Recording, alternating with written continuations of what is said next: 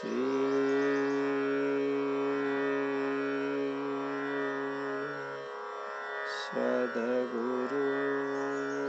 પરમાત્માય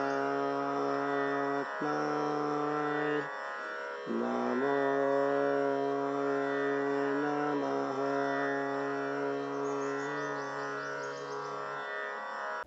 પૂનમના પાવન અવસરે પહેલી વખત સદગુરુ ચરણમાં જે આત્મીય અનુભૂતિ થઈ રહી હતી તે જીવનમાં પહેલાં ક્યારેય થઈ ન હતી. આ આત્મિક અનુભૂતિનો આનંદ એટલો અલૌકિક, એટલો દિવ્ય હતો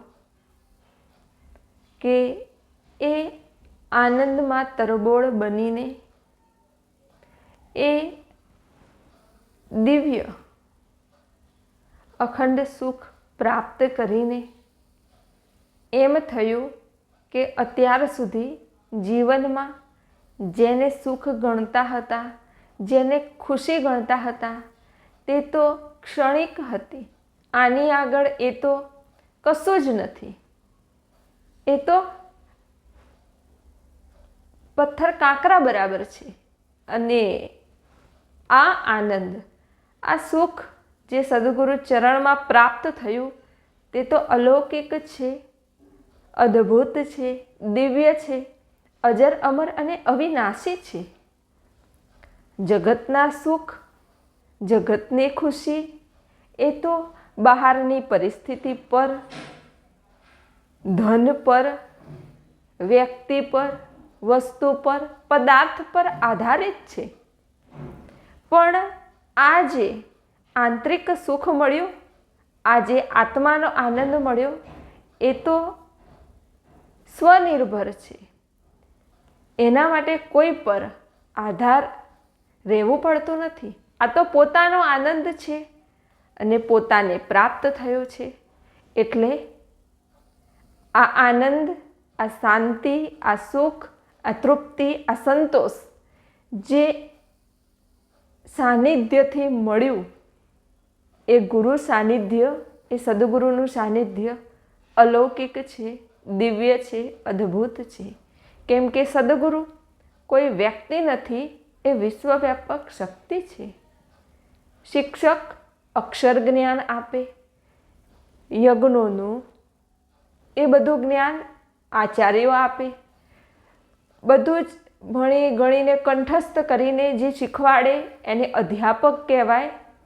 અને પોતાની અનુભૂતિના આધાર પર પોતે સ્વયં જે માર્ગે ચાલીને જે પોતે જીવનમુક્ત થયા છે, જે પોતે શિખર પર પહોંચ્યા છે, એ અનુભૂતિના જ્ઞાનને આધારે, એ ઉર્જાથી, એ ચેતનાથી જે શિષ્યની ચેતનાને ઉચ્ચ શિખરે પહોંચાડવામાં સક્ષમ હોય, જે શિષ્યની ઉધર્વ ગતિ કરવામાં સક્ષમ હોય, જે શિષ્યને ફક્ત આ લોકના નહીં પણ પરલોકનું સુખ અને આનંદ આપી શિષ્યને મનુષ્યમાંથી દેવમાંથી મહાપુરુષ પરમ કક્ષાએ પહોંચાડવામાં સક્ષમ હોય, એ સદગુરુ છે.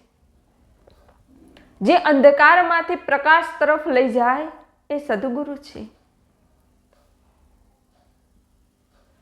સદગુરુ ત્રિકાળદર્શી છે. સદગુરુ સાક્ષાત પરમાત્મા છે. સદગુરુ વિના આ માર્ગમાં પ્રગતિ શક્ય જ નથી.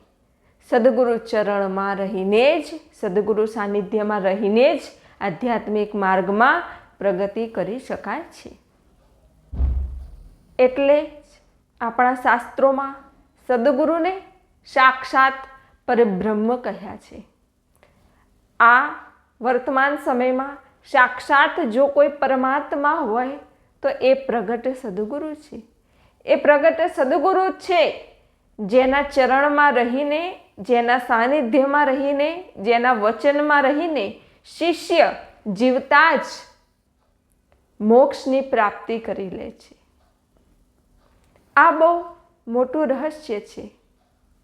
પણ આજનો મનુષ્ય ભૂતકાળમાં જીવે છે, એટલે એને ભૂતકાળ સાચો લાગે છે. જે વર્તમાનમાં જીવતો હોય એને વર્તમાન સત્ય લાગે છે.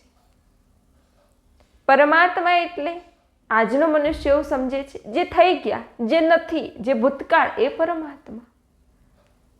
અને જે છે એને ઓળખતા નથી, એના ચરણે જતા નથી, એનું સાંભળતા નથી, એના વચને રહેતા નથી. પછી એ બ્રહ્મલોકે જતા રહેશે, પછી એ ભૂતકાળ થઈ જશે, અને પછી એ ભૂતકાળને માનવાવાળા કરોડો હશે. પણ પછી જે ક્રાંતિ થવાની હતી એ ન થાય, પછી જે મળવાનું હતું એ ન મળે. કેમ કે જીવન જે જાગ્રત હતું એ હવે નથી રહ્યું. હવે એ વિશ્વવ્યાપક થઈ ગયું. અત્યારે સદગુરુ પ્રગટ છે એ જાગ્રત તીર્થ છે. સદગુરુ પાસે એમની પોતાની ઈચ્છા શક્તિ છે. જો સદગુરુ ઈચ્છા કરે, સદગુરુ એવી સુધી ઈચ્છા કરે કે આની પ્રગતિ થાય, આ મુક્ત થાય, આ નીકળે, આ પહોંચે, તો કોઈની તાકાત નથી રોકી શકે. સદગુરુમાં એ શક્તિ છે કે સદગુરુ શિષ્યના ભાગ્યમાં જે લખાયેલું છે ને એને બદલી શકવાની શક્તિ સદગુરુમાં રહેલી છે. જે લખાયું છે એને સદગુરુ બદલી શકે છે. એ શક્તિ સદગુરુમાં છે. પણ જો કે સદગુરુ જ્યારે આ પૃથ્વીલોક પર જન્મ લઈને આવે છે ત્યારે પોતે એક સામાન્ય મનુષ્યની જેમ જીવન જીવતા હોય છે, રહે છે, કલ્યાણ કરીને નીકળી જાય છે. જે સદગુરુને ઓળખે એ જ સદગુરુના વિરાટ સ્વરૂપના, અદ્ભુત સ્વરૂપના દર્શન પ્રાપ્ત કરી શકે છે. એટલે જ તો સદગુરુ હોય ત્યારે સદગુરુને ઓળખવાવાળા બહુ ઓછા હોય છે. કેમ કે ત્યાં નાનું મોટું આવી જાય, રાગ દ્વેષ આવી જાય, માયા આવી જાય, તારું મારું આવી જાય, એટલે જલ્દી ન ઓળખાય. પણ સદગુરુ બ્રહ્મલીન થાય પછી માયાનું આવરણ હતું એ દૂર થઈ જાય, શરીર રહેતું નથી, શરીરના દોષ રહેતા નથી. પછી એમ થાય છે કે હવે સદગુરુ ઓળખાયા, પણ પછી કંઈ કામનું નથી. માટે જીવનમાં બધું જ મળે, પણ જો સદગુરુનું ચરણ ન મળે તો બીજું બધું વ્યર્થ છે. અને કશું જ ન મળે પણ જો સદગુરુનું ચરણ મળી જાય તો સમજો બધું જ મળી ગયું.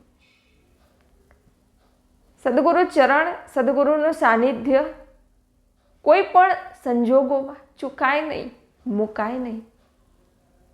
કેમ કે એ જ મુક્તિનો મહાદ્વાર છે. સદગુરુ ચરણે સર્વસ્વ પ્રાપ્ત થશે, સર્વસ્વ અહીંયા જ છે એ વિશ્વાસ, એ શ્રદ્ધા તો ભીતરમાં થઈ જ ગઈ હતી. અનાયાસ જ એ વિશ્વાસ, એ શ્રદ્ધા હતી જ કે જે છે બધું સદગુરુ ચરણમાં જ છે. હવે આરતી પૂર્ણ થયા બાદ સદગુરુની દિવ્ય અમૃતવાણી હતી. સદગુરુ ધીરે ધીરે ધીરે ધીરે ચાલીને સિંહાસન પર બિરાજ્યા. સિંહાસન પર બિરાજીને સદગુરુએ પોતાના નેત્રકમળ બંધ કર્યા, થોડી વાર ધ્યાનસ્થ થયા અને પછી સદગુરુ સત્સંગ પીરસવા લાગ્યા. જ્યારે સદગુરુ સત્સંગ પીરસતા, એ સત્સંગ કાન દ્વારા હૃદયમાં ઉતરતો, ત્યારે એ ફક્ત શબ્દ ન હતા, પણ એ શબ્દોની સાથે એક ઉર્જા, એક ચેતના, એક ગુરુ શક્તિ પણ હૃદયમાં ઉતરી રહી હતી.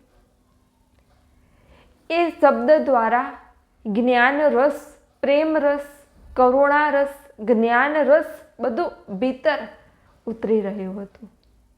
જેમ જેમ સદગુરુનો સત્સંગ સાંભળતી જતી, જેમ જેમ એ હૃદયમાં ઉતરતો જતો, એમ એમ આંખોમાંથી અશ્રુઓની ધારા વહ્યા જ કરતી હતી, વહ્યા જ કરતી હતી. ઘણા શિષ્યોનો એ પ્રશ્ન હોય છે કે સદગુરુ ચરણમાં, સદગુરુ સત્સંગમાં કે કોઈ પણ પવિત્ર સ્થાને જ્યારે જઈએ છીએ ત્યારે આંખમાંથી અશ્રુ આવે છે, ખૂબ રડવું આવે છે. એનું કારણ શું? તમે તમારી ભીતર આટલો બધો કચરો ભેગો કર્યો છે, એ બહાર ક્યાંથી નીકળશે? એને બહાર નીકળવાનો માર્ગ એક જ છે, આંખ, એક જ છે અશ્રુ. તો જ્યારે તમે કોઈ એવા પવિત્ર સ્થાને જાઓ છો, દિવ્ય સ્થાને જાઓ છો, ત્યારે તમારી આંખમાંથી આપમેળે જ અશ્રુઓની ધારા વહેતી થાય છે. એટલે તમારો જે કચરો છે એ બહાર નીકળે છે અને તમે ચોખ્ખા બનો છો. બસ આ જ ઘટના જાગ્રત સદગુરુના ચરણમાં થઈ રહી હતી. જેમ જેમ સદગુરુનો સત્સંગ સાંભળતી, જેમ જેમ એ હૃદયમાં ઉતરતો, એમ એમ આંખોમાંથી અશ્રુઓ નીકળતા, અશ્રુઓની ધારા વહી રહી હતી. અમુક ક્ષણ એવા હતા જ્યારે કશું જ યાદ ન રહેતું કે હું ક્યાં બેઠી છું, કશું જ નહીં. જાણે એક દિવ્ય ઉર્જા સાથે જોડાણ થઈ ગયું હતું. એક દિવ્ય આત્મિક સ્થિતિ થોડા ક્ષણો માટે પ્રાપ્ત થતી અને ફરી પાછી જે હતી એ સ્થિતિમાં આવી જતી હતી. કેટલી વખત ટીવી પર કે એમ પણ કદાચ સત્સંગ સાંભળવામાં આવ્યો હશે, પણ આવી અનુભૂતિ ક્યારેય થઈ ન હતી. આવા અશ્રુ ક્યારેય વહ્યા ન હતા. સદગુરુ પોતાની અનુભૂતિ કહી રહ્યા હતા. પોતે આધ્યાત્મિક માર્ગમાં જે અનુભૂતિ પ્રાપ્ત કરી એ કહી રહ્યા હતા. અને જ્યારે એ અનુભૂતિ સાંભળી રહી હતી ત્યારે એવો અનુભવ થતો હતો કે હું પણ ત્યાં જ છું.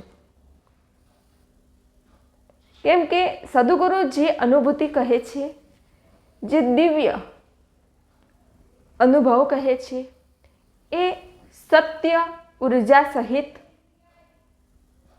ચેતના સહિત હોય છે.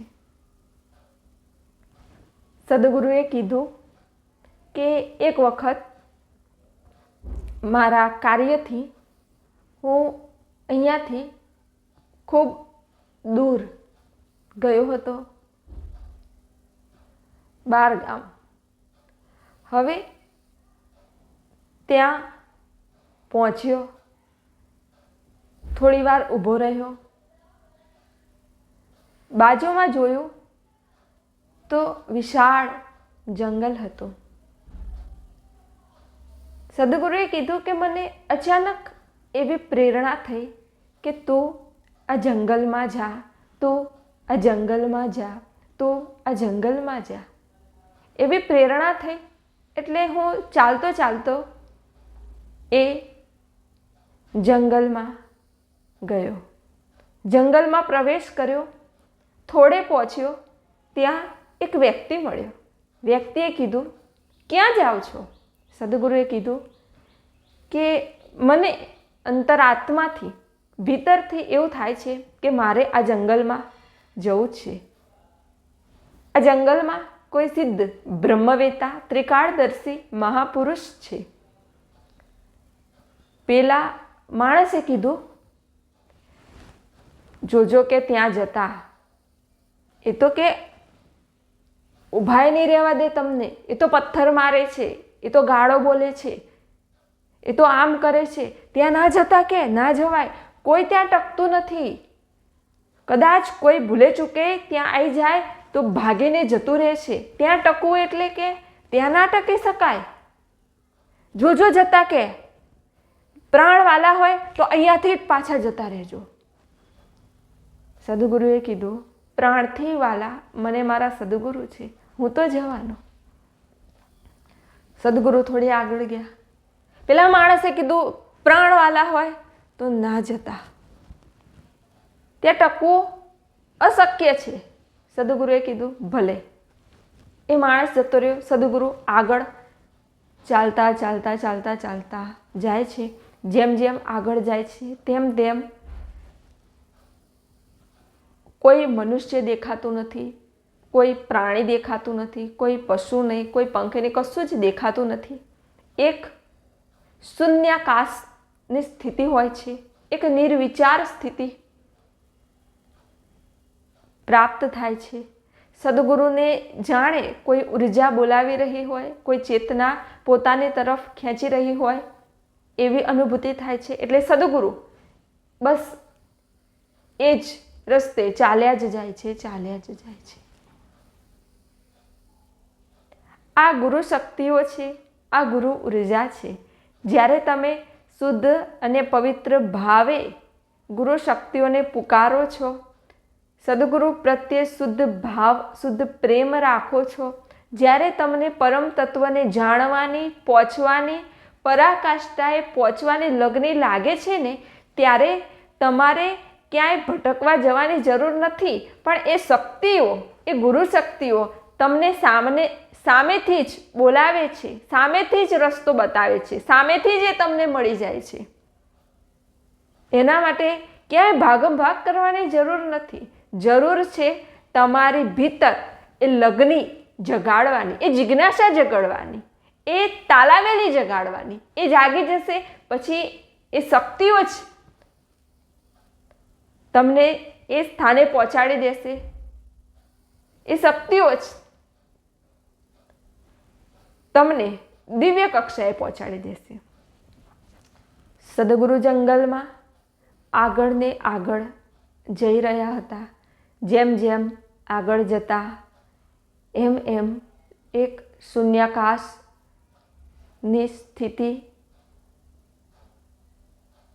પ્રાપ્ત થતી. આજુબાજુમાં પણ સન્નાટો હતો. ઝાડ હલે તો ખડખડ અવાજ આવતો. એક અદ્ભુત દિવ્ય ઉર્જામય વાતાવરણ હતું. એમ કરતાં કરતાં કરતાં સદગુરુ એ સ્થાને પહોંચ્યા, જે સ્થાને પેલા સિદ્ધ યોગી ત્રિકાળદર્શી મહાપુરુષ રહેતા હતા. હવે નાનું એવું એમનું રહેવાનું બનાવેલું હતું, મઢુલી જેવું, અને એની સામે જ એક વિશાળ વૃક્ષ હતું. સદગુરુએ વિચાર્યું કે મહાપુરુષ આ મઢુલીમાં હશે, એ બહાર આવે ત્યાં સુધી હું અહીંયા ઝાડ નીચે બેસું. સદગુરુ વૃક્ષ નીચે બેઠા અને ખૂબ દૂરથી ચાલીને આવ્યા હતા. એટલે બેઠા બેઠા બેઠા આંખ મીચાઈ. સદગુરુ એક નિર્વિચાર સ્થિતિમાં પહોંચ્યા.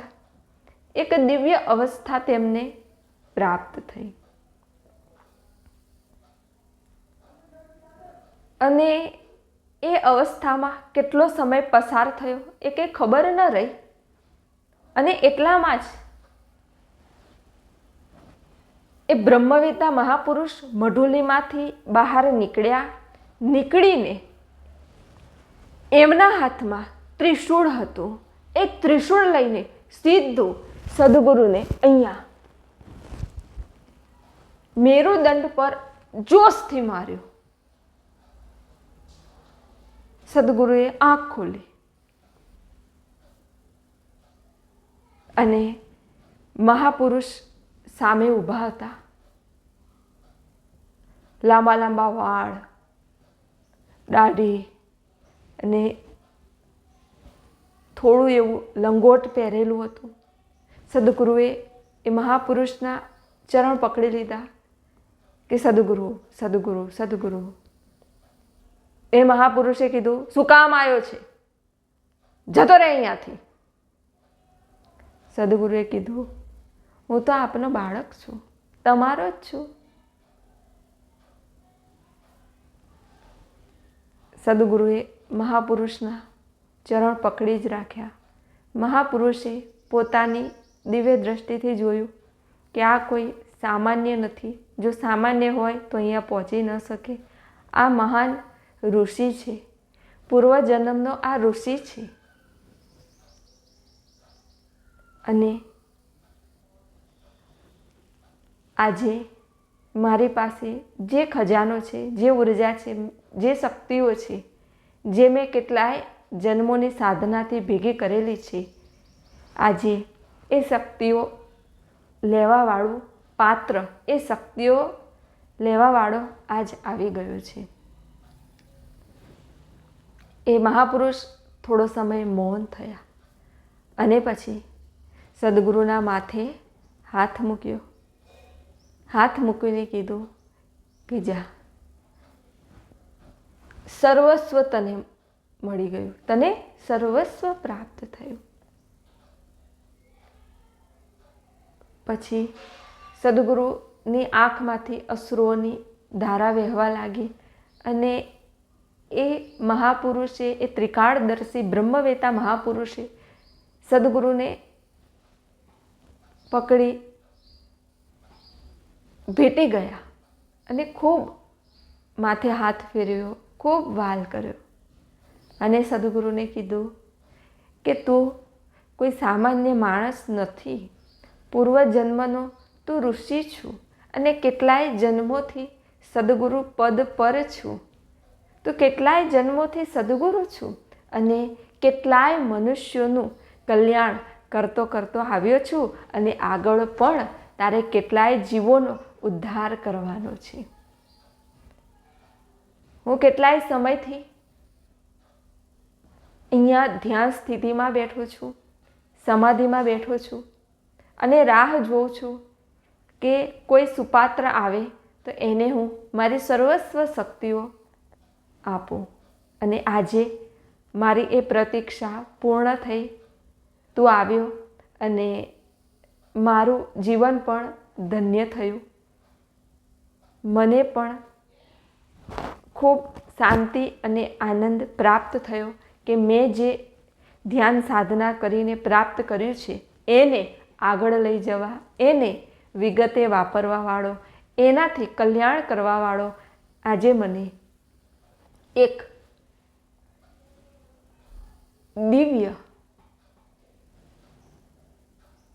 દિવ્ય મહાપુરુષ મળી ગયો. સદગુરુ ખૂબ રડવા લાગ્યા, ખૂબ રડવા લાગ્યા.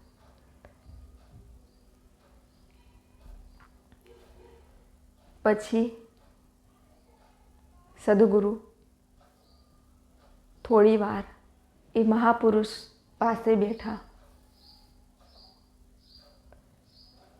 અને બેસીને ખૂબ આનંદ કર્યો. જ્યારે એ ત્રિકાળદર્શી મહાપુરુષે સદગુરુને ત્રિશૂળ માર્યું મેરુદંડ પર, ત્યારે સદગુરુનું ધ્યાન એ ત્રિશૂળ પર ન હતું, એ દુઃખ પર ન હતું, પણ સદગુરુનું ધ્યાન ગુરુચરણ પર જ હતું. કેમ કે સદગુરુને ખબર હતી કે સદગુરુ એ વિશ્વવ્યાપક શક્તિ છે. ગુરુના હાથે શિષ્યનું કદી અમંગળ થાય જ નહીં, એ અમંગળ કરી જ ન શકે. સદગુરુને પૂર્ણ વિશ્વાસ અને શ્રદ્ધા હતી અને એના કારણે જ સદગુરુને આ અલૌકિક દિવ્ય શક્તિઓનો ખજાનો પ્રાપ્ત થયો. પછી આ ત્રિકાળદર્શી મહાપુરુષે કીધું કે તું આ વૃક્ષ નીચે બેસ. સદગુરુ એ વૃક્ષ નીચે આંખો બંધ કરીને બેઠા અને એ મહાપુરુષે સદગુરુના માથે હાથ મૂક્યો અને સદગુરુને સમાધિ લાગી ગઈ. ઘણા સમય સુધી સદગુરુ સમાધિમાંથી બહાર ન આવ્યા. પછી સમય થયો એટલે સદગુરુએ આંખ ખોલી. મહાપુરુષે કીધું કે હવે તારો સમય થઈ ગયો છે, હવે તું તારા કાર્ય માટે આગળ નીકળ. સદગુરુ એ મહાપુરુષ પાસેથી દિવ્ય શક્તિઓ ગ્રહણ કરીને પાછા પોતાના સ્થાને આવ્યા. સદગુરુએ કીધું કે જો તમારી લગની હોય, તમારી શ્રદ્ધા હોય, તમારો વિશ્વાસ હોય તો ગુરુ શક્તિઓ, ગુરુ તત્વ તમને ગમે તે સ્વરૂપે મળે જ છે. સદગુરુના રૂપ રંગ ઘાટ ભલે અલગ અલગ દેખાતા હોય, પણ સદગુરુની અંદર જે સદગુરુ ચૈતન્ય છે એ તો એક જ છે. અને જેને એક જ દેખાય છે ને તેને તો સર્વ પાસેથી સર્વજ્ઞ બધું જ પ્રાપ્ત થાય છે. સદગુરુ ચરણમાં શિષ્યનો વિશ્વાસ, શિષ્યની અતૂટ શ્રદ્ધા હોય તો જ શિષ્ય આગળ પહોંચી શકે છે. સદગુરુએ કીધું કે આ ખજાનો એક જન્મનો નથી, જન્મો જન્માંતરનો આ ખજાનો પ્રાપ્ત કરેલો છે. આ એક દિવ્ય ઉર્જા છે, આ એક દિવ્ય ચેતના છે જે વિશ્વવ્યાપક છે. અને જ્યારે તમે એ વિશ્વ ઉર્જા સાથે જોડાઓ છો ત્યારે તમને આ દિવ્ય શક્તિઓ, અષ્ટસિદ્ધિ, નવનિધિ બધું જ પ્રાપ્ત થાય છે. આ સત્સંગ જ્યારે આંખો બંધ કરીને સાંભળી રહી હતી ત્યારે એ દિવ્ય ઉર્જાની અનુભૂતિ થઈ, એ દિવ્ય ચેતનાની અનુભૂતિ થઈ. જે ચેતના વિશ્વવ્યાપક છે, જે ઉર્જા વિશ્વવ્યાપક છે. આંખોમાંથી અશ્રુઓની ધારા વહી રહી હતી. આજ્ઞાચક્ર પર દિવ્ય સ્પંદનો મળી રહ્યા હતા. સાથે સાથે બંને હાથ પર પણ ઉર્જાની અનુભૂતિ થઈ રહી હતી. હજુ આંખ મારી બંધ જ હતી, આંખ ખુલ્લી જ રહી ન હતી, કેમ કે ઉર્જા એટલી હતી, ચેતના એટલી હતી, આનંદ એટલો હતો. અને એ ઉર્જાથી, એ ચેતનાથી, એ આનંદથી ચિત્ત ભીતર જ રહેતું હતું, અંતર્મુખી જ રહેતું હતું. એક ભીતરની યાત્રા જ પ્રારંભ થઈ ગઈ હતી કે આંખ ખોલવાની ઈચ્છા થતી ન હતી. એટલો ભીતર આનંદ આવતો હતો, એટલી ભીતર ઉર્જા મળી રહી હતી. કેમ કે અત્યાર સુધી બહારનું સુખ, બહારની ખુશી એ જ ખબર હતી. ભીતરની શાંતિ, ભીતરનો આનંદ, ભીતરની તૃપ્તિ એ તો ખબર જ ન હતી. પહેલી વખત આજે ભીતરની ખુશી, ભીતરનો આનંદ અને આત્માની સમીપ રહેવાનો જે અવસર મળ્યો હતો એ અલૌકિક હતો. સદગુરુ ચરણમાં શિષ્ય પોતાના સ્વરૂપની નજીક જાય છે, પોતાના સ્વરૂપમાં એક થાય છે, એટલે શિષ્યને આનંદ આવે છે. અને આ ઝલક મને આજે પ્રાપ્ત થઈ હતી. એટલે એટલો ભરોસો તો હતો જ કે જે શાંતિની ખોજ આ મનુષ્ય બહાર કરે છે, હકીકતમાં તે બહાર નથી, તે ભીતરમાં જ છે. પણ ભીતર ઉતરવું, ભીતર રહેવું, ભીતર ટકવું એ સહેલું નથી ને. એ ક્યારે ટકાય? જ્યારે સદગુરુનું ચરણ મળે, સદગુરુનું સાનિધ્ય મળે, જ્યારે તમે ગુરુ ઉર્જા સાથે જોડાઓ ને ત્યારે ભીતર ટકી શકાય, ભીતર રહી શકાય, ભીતર ઉતરી શકાય. નહીં તો ભીતર કેવી રીતે ઉતરશો? આંખો બંધ કરીએ તો અંધારું જ દેખાય. હવે ભીતર કેવી રીતે ઉતરવું? કયો માર્ગ, કયો રસ્તો, કેવી રીતે જવું, ક્યાંથી જવું, ક્યાંથી શરૂઆત કરવી, ક્યાં પહોંચવાનું, કંઈ જ તો ખબર નથી. આંખો બંધ કરીએ તો થોડી રસ્તા દેખાય કે હાઈવે દેખાય કે બોર્ડ દેખાય, કશું જ દેખાતું નથી. તો અંદર ઉતરવું કેવી રીતે? ભીતર ઉતરવું કેવી રીતે?